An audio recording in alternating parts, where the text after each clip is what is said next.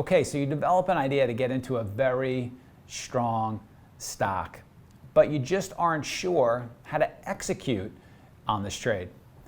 Ever happened to you? Hi, I'm Mike Bellafiore, co-founder of S&B Capital, and we're a proprietary trading firm located in Midtown Manhattan.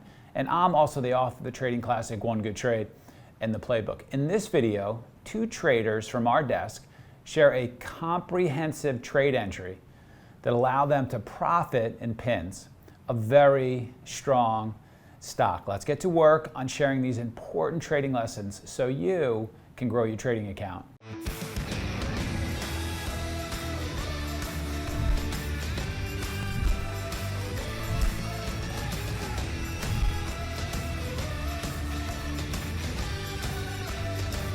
So the idea behind this trade is essentially a continuation after all-time high earnings beat.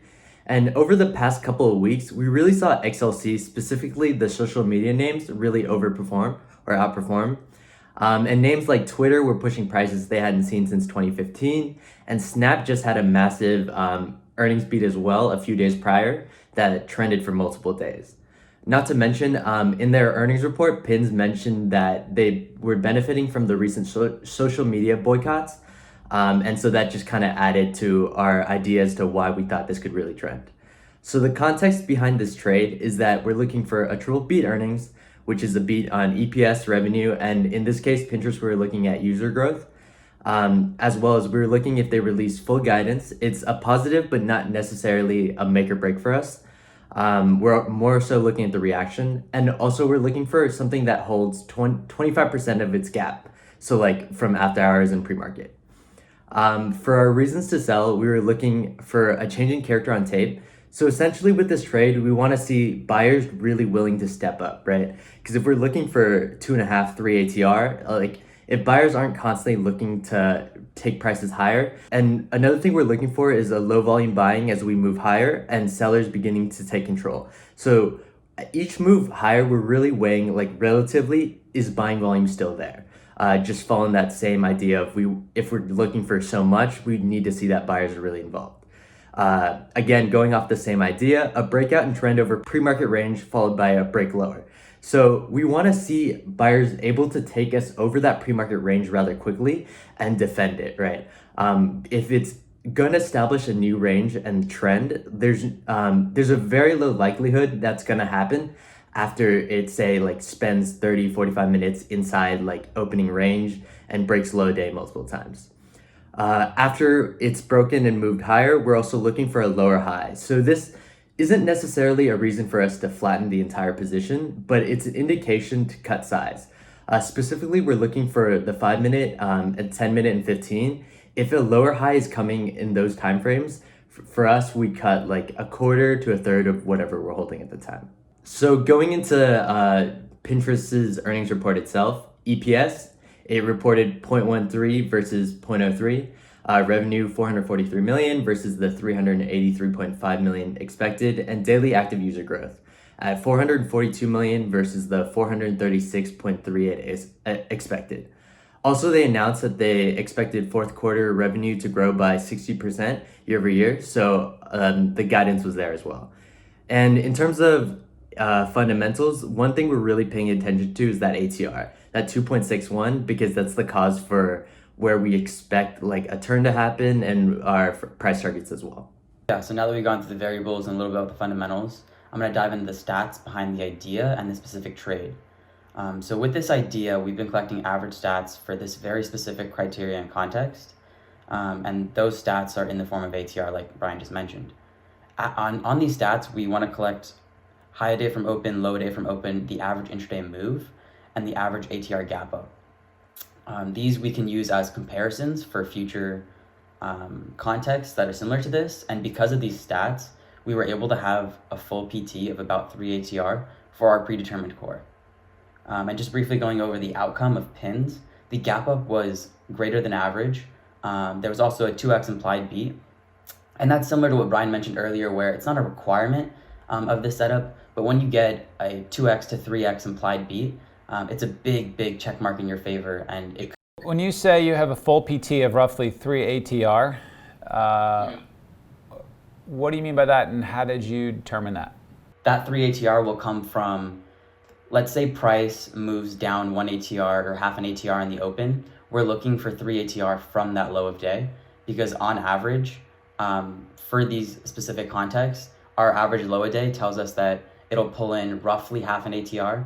Your average high of day is about just over 2.5 ATR from the open, and the average combined intraday move, if you include the low of day, is over 3 ATR. So for us to get most of our predetermined core off in front of 3 ATR is a reasonable price target for this idea. Obviously, it could shoot higher, but that's what we aimed for. Yeah, and what are you doing to come up with these stats? We've been tracking earnings that fit this criteria, and we've been just collecting data and just updating it and creating averages. That way we have stats to back our ideas now. You doing this in Excel or? Oh yeah, sorry, it's an Excel sheet. Right, so the implied beat, that was a big check mark in our favor. That can sometimes make the difference between an A and an A plus trade. And then the results, high of day made it about 70% of the way there. Low of day was very tight. It barely pulled in on the open. And the intraday move was about 60% of that target.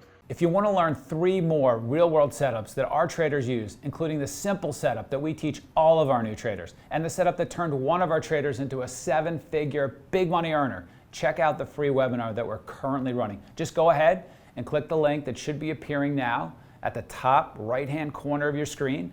That will open up the free registration page in a new window, so don't worry, you won't lose this video. You can also visit tradingworkshop.com to register for this free intensive workshop. You're going to learn more in a couple of hours from this trading workshop than from years of online education. So this is the all-time high context. This shows prices from IPO date. And obviously we were already at all-time highs before this, so we got an even bigger gap coming into earnings. And this is the after hours and pre-market context. Like Brian mentioned earlier, we want to see price hold up in the top 25% of the range, right? This is a pretty massive gap up, an over 6.5 ATR gap up, and for it to hold within the top 25% into the open indicates a lot of pressure, buying pressure, and that will usually lead to price discovery or price testing higher. And that's all we need to know for that specific piece of information. So just a few things I want to highlight right here before I go into the next slide. Price opens right above 64. 63.5 is right here, and then this dash line is our make or break for the most aggressive context on the idea. So 63 to 62.8 roughly was about half an ATR from that opening price. So now I'm going to go into the scenarios that we were willing to take, because at the end of the day, all we've shown so far is an idea, and we needed like a playbook setup within this idea to take and manage our risk on. And so what we like to do is you plan out scenarios within the most aggressive context where we can get our size on and we can manage this effectively. So we had three scenarios we were planning on taking on this most aggressive context into the open. The first one is the one that was backed by stats. The pull-in to 62.8, 63 coincided with about half an ATR. So that would be a great make or break point for us to take. This is just a classic pull-in trade. And if we go back to the price action here, you'll see that if price pulled in here, when we get these pull-in trades with very light volume on the open, we tend to perform at our best with this specific playbook setup because price will often pull in and quickly turn through the open, which allows us to have really good prices. And from here, we're in a position where we can just see if price is going to hold and accept higher. And if so, we can add and have our average still be somewhere at the bottom and middle of the opening range. So like Brian mentioned, if we can quickly get above pre-market high and hold, we have a great average for our trend, for the trend in our core. So that was our top setup, our most aggressive setup that we wanted on the open. And 2 other setups that we also had planned out, because we know that like if we don't get our most aggressive setup and it's still an A idea, we still want to be involved. Since price did open right above 64, there's a chance that price pulls in that 64, it holds. And then for this trade, it's very tape based. We look for a turn on tape, offers to lift, that way we can risk that 64 inflection. And then the last scenario that aligned with this most aggressive context would be the failed breakdown. So let's say that you did have that 64 hold on the open, and then price moves away from 64. It comes back, then breaks down under 64, but there's just clearly no selling under 64. This will often lead to a failed breakdown because when price quickly reclaims that opening bid that it failed to sell underneath, price will tend to like move higher and test higher from there. And so that would be our last scenario that we would want to get involved in, because if price does sell underneath that opening low and that make or break point, we no longer think it's the most aggressive context to be trading. Yeah, guys, this is really good. This is a really good example of being very specific about what you're looking for. This is a really good example of taking an idea and turning it into a professional trading opportunity. So like I mentioned earlier, Snap was one thing we were really looking at. This is something that Joe and Igor presented a week ago, but essentially I actually took this trade and it went to that full PT of 3 ATR. And so this is just adding confidence to why we think Pinterest can really go, as like it's the same industry, we're seeing very similar stats, and the pre-market and after hours are showing a very similar range. So 15 minutes into the open, this is when Pinterest has held that 64 level a few minutes in, broken lower, reclaimed, and now broken over that 65, 66 inflection and held over pre-market range. And so during this time, when price holds that 64, we enter on to about 2/3 size, risking that held bid. Once that drops, we head out and are waiting for now a change of tape. Once we see 65 break back over and confirm, we enter starter size again and add full once we see the turn and buyers defend that 66 over that pre-market range. And so right now, I want to talk about the plan versus how we manage expectations. So like I said real quick, the plan going in was that 64 bid holding, wanting to hit in 60 to 70% of our full size, and final add on tape confirmation as prices skip as we break over 65. Now, that most aggressive scenario didn't play out, and so at this point, we knew we had to adjust our plan. Once that 64 broke and held, however, broke down and reclaimed, now we're looking for two scenarios. Either that change in tape on high volume buying, which is the one we actually got, or a breakdown to that bottom end of that range closer to 63. Like Dylan mentioned earlier, because this is an A idea, we still want to get in just because like the most aggressive scenario doesn't necessarily play out, doesn't mean we want to miss the entire move. So our thoughts after the 15 minutes is, at this point, we were already sized in because we've seen the confirmation of the idea and that strong break and hold of that pre-market high. This coincides with about 1 ATR from the open as well, so we're looking to see are buyers able to hold this. Now that price has moved away from that pre-market high and is now holding higher, we have a great average to manage our position on the idea. Our goal isn't necessarily to continue adding into each consolidation or setup that comes. It's to manage and the ability to not micromanage the position as we progress higher into like 1.5, 2 ATR, and so forth. Yeah, so now we're going to go 30 minutes off of the open. From here, our point of confirmation was how quickly we can break pre-market high and hold. And so we got that. And then price started flagging right underneath 2 ATR. And for us, this is just super bullish because at this point, we're not going to try to add into each of these flags or consolidations, but we really want to see how aggressive can trend continue. And the way we're monitoring that is the higher timeframes and volume. How is volume looking at each leg, and how is volume looking on each pullback relatively to each consolidation? Because you want to see it dry up in those periods. I wouldn't want to see higher volume selling on each pullback. And so that's what we got. We got a move into 69, 2 ATR, which is roughly 2/3 of our price target. You can see 3 ATR is about 71.5, which is what we were aiming for. And then at this point, we were in the driver's seat of our trade. We were still seeing volume come in on the buy side, and we're just monitoring trend. Because at this point, real time, we were just making distinctions of what could get us out of our position, what could like surprise us. That's what we're just talking through real time. And one thing we did notice is that with each high of day made, there were still shorts entering, right? It wasn't clean breakouts when price was able to reach that all-time high. You would see sellers step in, we would break back down and then hold, and then we'd move higher. And so for us, that doesn't tell us to sell anything, but it just shows us how we should manage our expectations on this trade. Because if they're willing to short at 67, which is already an all-time high, they're probably willing to short at 68 and 69 as well. So that just tells us that if we were banking on a high velocity short squeeze before, we can't now, because if we do bank on that, we'd mismanage this trade. And at this point, we're not focused on what playbook setups to take.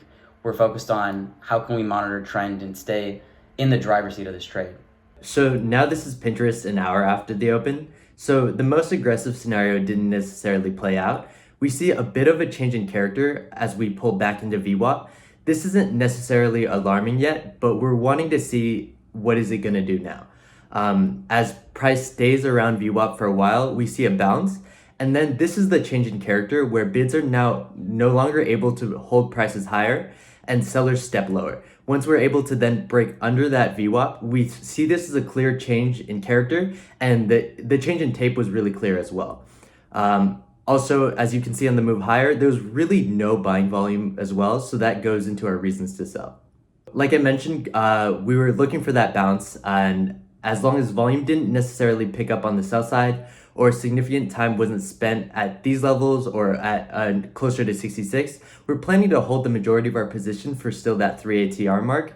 However, once we saw that those reasons to sell come, once we saw the change in character, we realized that now the likelihood of that full price target coming is really low. And so we cut about, so for me, I cut about a third of my position. And we were looking for now, how do we react to that 66, that top end of that pre-market high range? If buyers are not able to defend that, that's our absolute make or break point. And that's where we think the idea is shot. Yeah, we're gonna run through a few moments on tape that we think were very, very crucial to this trade. The first one is gonna be one of the playbook setups that we just mentioned, which was the opening hold. And then the next one is gonna be the failed breakdown. Like Brian mentioned, even though we took that first hold of 64, that one didn't play, and our next playbook setup of the failed breakdown played. So here you're going to see it opens, 64 pulls in. Tape is still speeding up here. You see like on the open, there's a lot of volume being done, and so the fact that we haven't broken 64 right on the open here was a great sign of information for us. And so that's just a really good RR point for us to hit the idea in. And so that happened. Price started moving away, which is what we want to see, because at this point we just try to see where can we get positioned, and then we're going to react later to how price can test higher. Got an influx of volume there.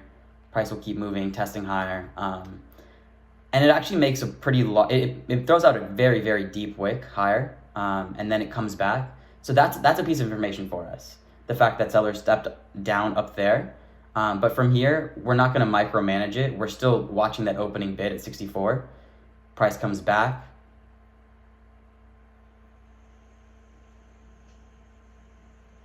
And we start to hold it again, right? This is what I was talking about when 64 holds multiple times in the open. It's a big inflection, and we're willing to risk off of it. And then from here, price will actually move higher again for a second, and then it'll fail. So I'm going to go to when it does fail.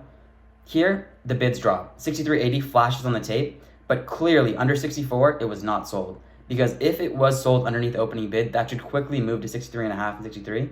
But it was even faster to reclaim and pop to new prices higher than 65. So once we saw that was a large failed breakdown in our minds, and so that was the moment where we hit in our speculative feeler size. Because at that point, we want to see, can price now hold over 65.5 and at 66? And that's exactly what happened to play out. Because at this point, we want to make sure that we can get into prices where our average is still within this opening range. Because if our point of confirmation is up at 66, 66.5, we don't want to have our full size at like 67. That would just put us in a hard position in terms of managing risk and being comfortable in the trade. Right, exactly. And at this point here, we're just looking for, can 66 hold? Are buyers stepping up, right? We've seen the confirmation, that change in tape, like Dylan mentioned. We see that buyers were definitely active inside of opening range, but here's the turn that we were looking for. All right, so we break back under 66. How aggressively is it being sold? And as you can tell, not really at all, right? We're slowly moving lower, and it doesn't seem like bids are really dropping at a fast rate at all. We're holding top end of the range.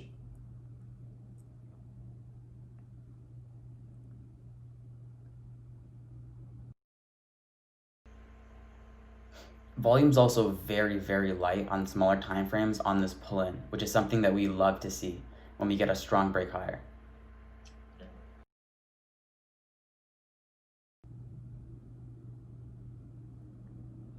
So this is where we see it start to pick up again.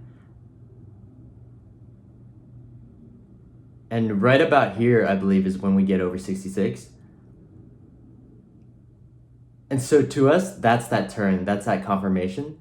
And now we're looking for, can 66 continue to hold, and can we push higher? We want to see that high of day broken relatively quickly. And I think that does happen in a few minutes here.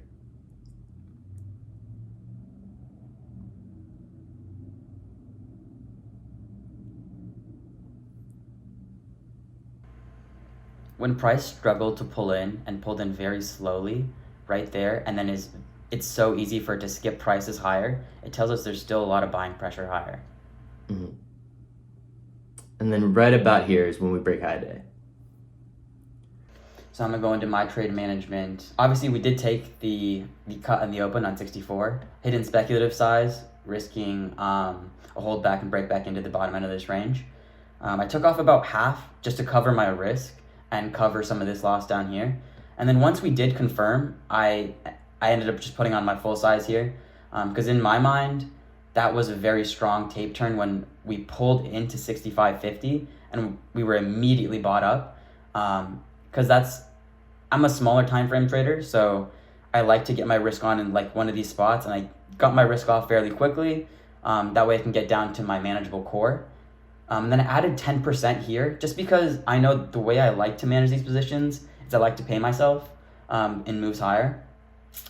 So I realized that with my average, I can still add a little bit and give myself room to take off more sales when price moves higher. That's what I did here.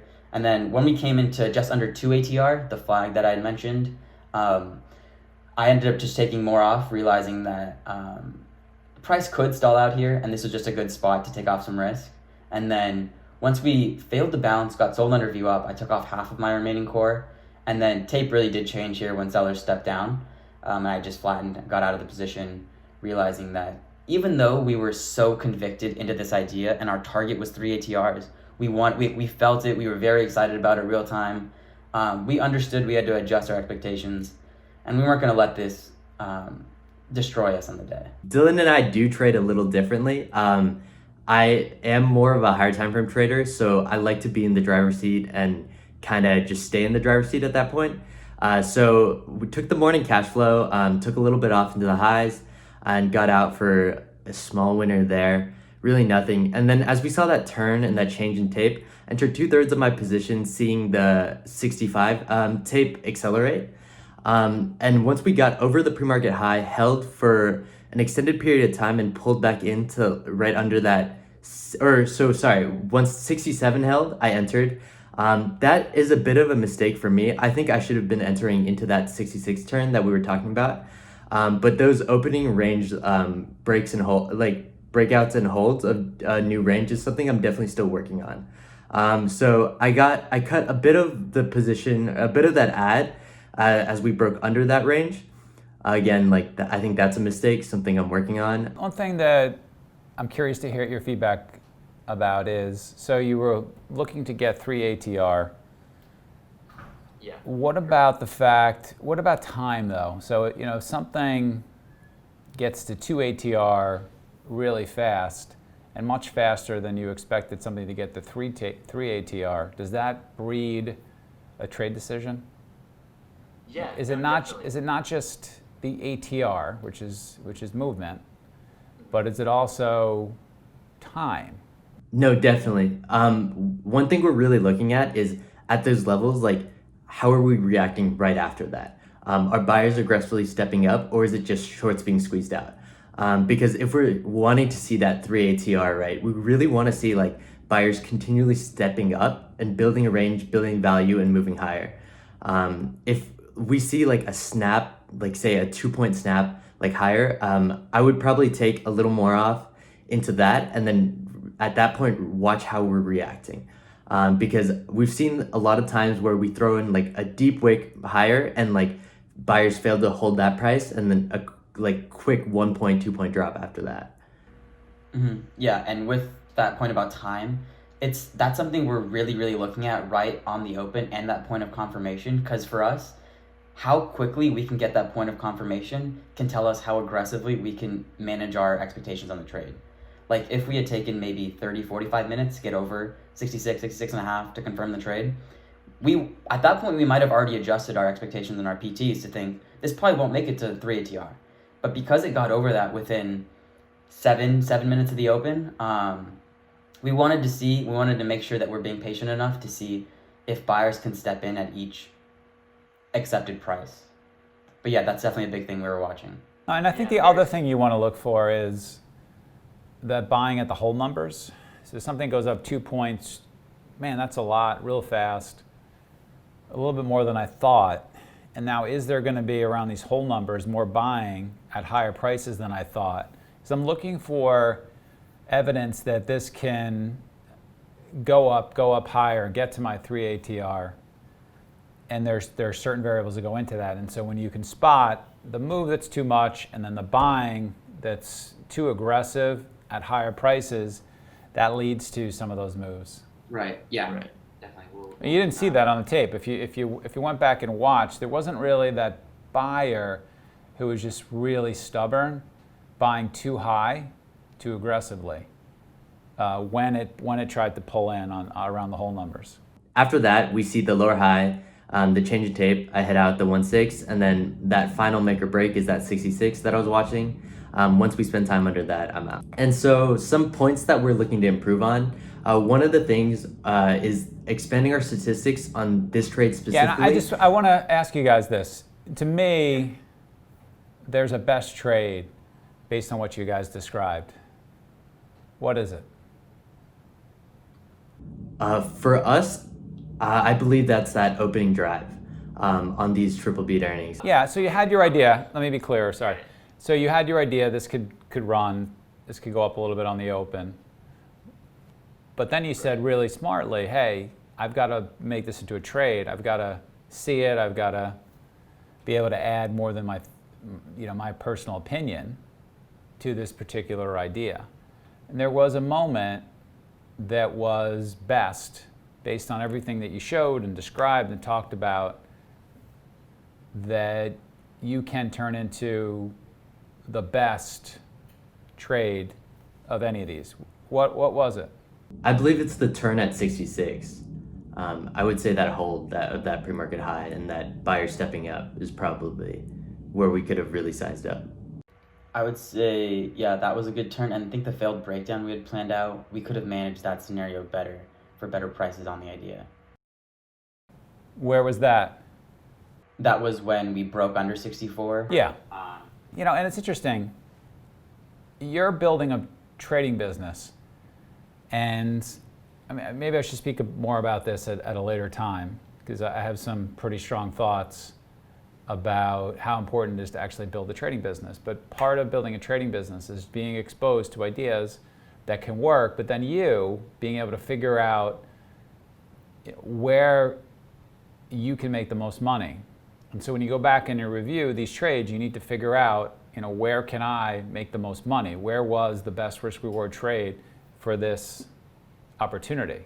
So I've got 2 or 3 trades that was inside of this opportunity, but where were the spots? Where were the specific spots where I could have been bigger? And I say this a lot to experienced guys who want to make a lot more money. Where specifically within your trading system could you have been bigger so you made more? And so I don't want to tell you the answer. In my trading brain, that 64 area was really the place where you can buy against that and see if it will run and make that into an A+ trade. I don't want to tell you that's the right answer. And if your trading brain shows you 66, as long as you have some reasons for that's fine. But you going back and understanding for your trading system where you could have made the most money, where you could have spotted the best risk reward opportunities, is you building your trading business, which is so important. Now, I think a lot of times people go back and they're like, well, I could have made more money here, and they're not specific enough about it. Or they point out a trade that's not really within their trading system. Or they don't really take the time to understand. They see the trade and they're like, well, I could have made more money, and this was a good setup, this was a good setup. Well, which was the best setup? That makes a big sense. Like, we make money on our best setups. To go off that, we are collecting, we have a chart book, a shared chart book going of each of these setups. For a similar reason, we want to make sure that, like, with these, are there similar spots within these that we can look to add our edge behind? But yeah, we're going to keep analyzing and looking for those spots that we can definitely get big in. Yeah, I didn't talk much during this review, and that's because you guys did a really good job. There wasn't much to say other than for me to keep my mouth shut and start listening to you guys. So very well done. Appreciate it. Think about some of those things, but excellent work here, guys. Hey, go ahead and click our subscribe button so you don't miss any of the videos that we're producing for you in the trading community. And please take the time to add your feedback in the comments section for what videos you'd like for us to produce next, and what you found helpful from this video. From all of us at S&B, train and trade well.